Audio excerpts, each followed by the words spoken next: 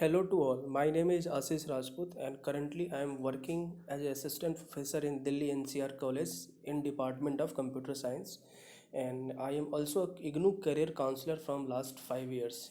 So बच्चों, आज का जो टॉपिक है कि मैक्सिमम लोगों का यही आपके पास फ़ोन या कॉल आता है कि क्या इग्नू का एडमिशन हमें लेना चाहिए या नहीं लेना चाहिए, क्या क्या आपके पास वैल्यू है इग्नू की। तो जो मेरा एक्सपीरियंस है 5 to 6 ईयर इग्नू का, वो मैं यहाँ पे बता रहा हूँ आपको, क्या इग्नू से पढ़ना चाहिए नहीं पढ़ना चाहिए। ठीक है, बिकॉज मैं रेगुलर कॉलेज में भी पढ़ाता हूँ तो मैं दोनों आपको एक्सपीरियंस बता रहा हूँ आपके पास। ये मेरे पास नंबर है, ठीक है, आप कभी भी कॉल कर सकते हो। ठीक है, हाँ जी। देखो, सबसे मोस्ट इम्पॉर्टेंट पॉइंट है है ना, जो आपका इग्नू का डिग्री है वो यूजीसी से वैलिड है। तो आपको टेंशन वाली बात ही नहीं है कि ऐसा नहीं होगा कि आपके पास रेगुलर की डिग्री आपके पास है। डिग्री डिग्री होता है, चाहे आपका रेगुलर हो चाहे आपके पास ओपन से हो। ठीक है, तो ये एक तरफ से सेंट्रल यूनिवर्सिटी है, ऑल ओवर द वर्ल्ड में आपका इसका नाम है। ठीक है, जैसे आप एमसीए कर रहे हैं ना, आपने एमसीए कर लिया, फॉरेन में भी अगर एडमिशन लेना चाहते हो तो हो जाएगा आपके पास। ठीक है, तो आपके पास वैलिड क्या है, ऑल ओवर दी वर्ल्ड। ठीक है, अब देखो जो इग्नू में मोस्ट इंपॉर्टेंट पॉइंट क्या है कि इग्नू आपके पास ऐसे नहीं है ना, इग्नू में अगर अगर आप बेस्ट वे से पढ़ोगे ना तो आप कई एग्ज़ाम्स है ना आप क्रैक कर सकते हो। बिकॉज उसका जो स्टडी मटेरियल है ना आपके पास काफ़ी बेस्ट माना जाता है, क्योंकि वहाँ पे प्रोफेसर काफ़ी आप देख सकते हो वहाँ पे। ठीक है, बेस्ट मटेरियल उन्होंने बनाया हुआ है। ठीक है, ये ऐसा भी नहीं, इजी भी नहीं है आपके पास, काफ़ी टफ होता है इसमें। आपने कभी भी नहीं सुना होगा कि इग्नू में किसी का 85% 70 है ना, आपके पास 79 या 90% आया। रेगुलर कॉलेजेस में तो आपके पास आ भी सकते हैं, जो आपका टेक्निकल की अगर मैं बात करूँ तो। ठीक है, देखो उसके बाद क्या है कि बहुत सारे, जैसे मैंने है ना, जैसे कोई भी स्टूडेंट मुझे पूछता है कि सर 1-2% बोल रहे हैं कि नहीं इग्नू बेकार है, तो देखो वो आपको डीमोरलाइज कर रहे हैं आपके पास, तो उनकी बातों का ध्यान ही नहीं देना आपके पास। और लास्ट 3 इंपॉर्टेंट पॉइंट है कि जैसे मान लो अगर आप कहीं पे भी दिल्ली में कोई कहीं आप पढ़ रहे हो, ठीक है, अगर आप पटना या फिर कहीं और जाना चाहते हो तो आप इजीली तरीके से ट्रांसफ़र हो सकता है किसी भी स्टेट में, तमिलनाडु कर्नाटका कहीं भी हो सकता है।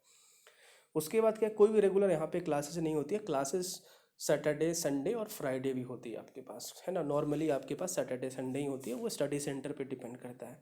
और लास्ट पॉइंट क्या है, बहुत ही लेस फीस है। अगर किसी के फाइनेंशियल कंडीशन है ना थोड़ा सा ख़राब है या फिर मिडिल क्लास के फैमिली है, ठीक है, तो वो इग्नू में एडमिशन ले सकता है आपके पास। ठीक है, तो ये मैंने इंपॉर्टेंट पॉइंट कुछ बताया एज ए एक्सपीरियंस। ठीक है, मैं अपना भी पॉइंट ऑफ व्यू बताऊंगा लास्ट में। अब देखो यहाँ पे ना इसके डिसएडवांटेज क्या है, देखो डिसएडवांटेज में क्या आता है ना, ओल्ड सिलेबस। अगर आप 5 ईयर्स का देखोगे ना तो सेम सिलेबस होगा। ठीक है, तो ये थोड़ा सा डिसएडवांटेज है। सेकेंड क्या है कि थोड़ा रिजल्ट यहाँ पे लेट आता है, काफ़ी आपके पास लेट आता है ना। नेक्स्ट क्या है कि आपको असाइनमेंट ना रिटर्न करना होता है, खुद से आपको लिखना होता है। ठीक है, तो काफ़ी असाइनमेंट आपको दिया होता है। ठीक है, अब देखो जो फोर्थ है ना, वो गाइडेंस आपको कमी मिलती है ना, क्योंकि वहाँ पे करियर काउंसलर होते हैं ना। करियर काउंसलर मतलब टीचर जो होते हैं आपके पास, जो सैटरडे संडे क्लासेस देते हैं।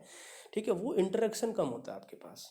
तो आप ऐसे भी कर सकते हो कि जो वहाँ पे टीचर या करियर काउंसलर हो उससे आप ज़्यादा इंटरेक्ट करो कि मुझे क्या करना चाहिए क्या नहीं करना चाहिए, तो आपको रेगुलरली वो आप गाइडेंस देंगे ही देंगे।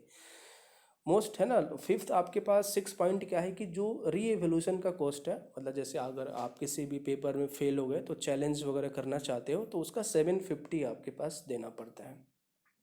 देखो लास्ट में वैल्यू की बात करूँ तो देखो मेरे अकॉर्डिंग रेगुलर और जो आपका डिस्टेंस का ओपन का डिग्री हर जगह वैल्यू है, बस बशर्ते क्या होना चाहिए, यूजीसी से आपका है ना अप्रूव्ड होना चाहिए। ठीक है, तो ये तो आपके पास मैंने बता, अब देखो मैं अपना पॉइंट ऑफ व्यू बता रहा हूँ आपके पास। ठीक है, देखो आप स्टडी करो, है ना, स्टडी आपका इंपॉर्टेंट है, चाहे आप ओपन से करो या रेगुलर से करो, पहला पॉइंट।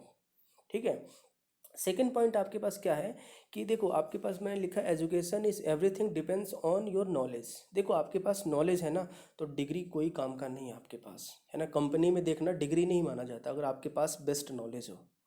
ठीक है, और थर्ड पॉइंट मैं यहाँ पे भी और भी बताना चाहता हूँ, देखो आजकल क्या है ना कि रेगुलर कॉलेजेस में आप देखो, अगर प्राइवेट कॉलेज की मैं बात करूँ तो काफ़ी पैसे लग रहे हैं, टाइम वेस्ट हो रहा है आपके पास, मनी वेस्ट हो रहा है। तो आजकल आप ऑनलाइन कोर्सेज बहुत सारा घर बैठे बैठे भी कर सकते हो। ठीक है, तो वो आप पे डिपेंड करता है कि आपका टारगेट क्या है, आप क्या बनना चाहते हो। ठीक है,